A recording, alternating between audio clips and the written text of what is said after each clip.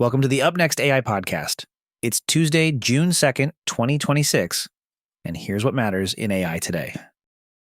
Our lead story is DuckDuckGo's push to make AI-free search easier to reach. TechCrunch reports that DuckDuckGo has launched new browser extensions for Chrome and Firefox that let users set its no AI search experience as their default. Once enabled, users are sent to DuckDuckGo's AI-free search page, where the company says there are no AI-assisted answers, no chat prompts, and fewer AI images and results. What makes this notable is the positioning. DuckDuckGo is turning no AI into a consumer-facing product choice just as the biggest search platforms are moving hard in the other direction. TechCrunch says traffic to DuckDuckGo's no AI search page has been rising, which suggests at least some users want search to stay closer to the old link-first model. And DuckDuckGo is not abandoning AI entirely. It still offers its own AI chatbot and subscription tools. So this is really a product packaging bet. Make opting out of AI in search easy, visible, and defaultable. For our second act, Alphabet is signaling just how capital-intensive this race has become. According to TechCrunch, Alphabet says it plans to raise $80 billion to help fund AI infrastructure and global compute. The company said demand for its AI solutions and services from enterprises and consumers is exceeding available supply. That line matters because it shifts the conversation from model launches to the physical bottlenecks underneath them: chips, power, networking, and data centers. TechCrunch also reports that part of the plan involves selling $10 billion in stock to Berkshire Hathaway. The bigger takeaway is that AI is increasingly a financing story as much as a software story. At this scale, capacity itself is becoming a competitive advantage.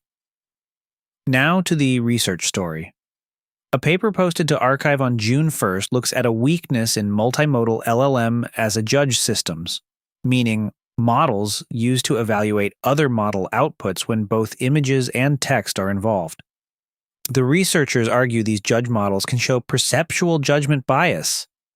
When visual evidence and textual cues conflict, the judge may reward the answer that sounds more plausible in words instead of the one that is actually grounded in the image.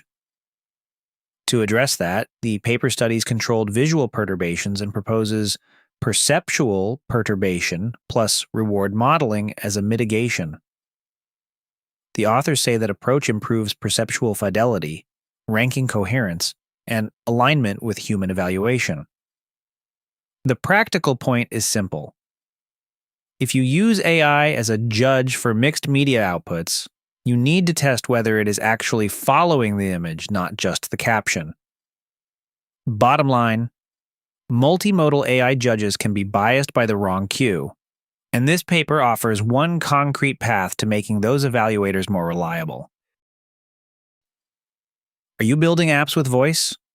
Elevate your app's voice capabilities with 11 Labs. Their API is a game changer for embedding dynamic, responsive voice interactions in your applications, providing unprecedented realism, flexibility, and latency. In fact, you're listening to one of their voices right now. If you are a developer looking to elevate user experience with natural voice interfaces, this is your solution. Visit upnext.fm/11 to check out their latest offerings.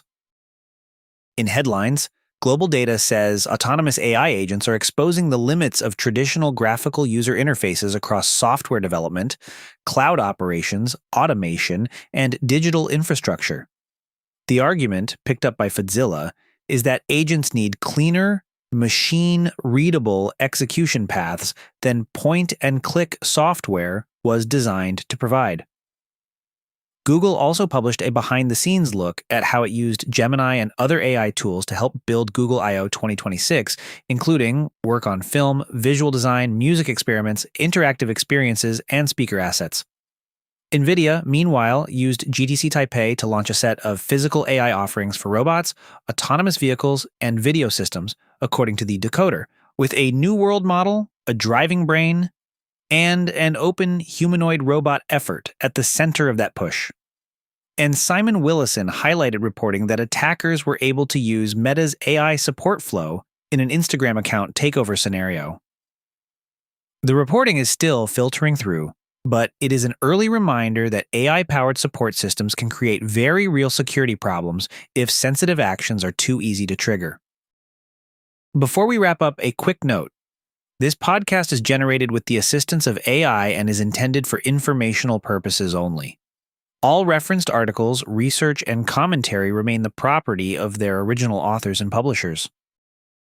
If you enjoyed this episode, don't forget to subscribe, rate, and leave us a review. And that's your briefing for today. Full source links are in the episode notes, and we'll be back tomorrow with what's up next.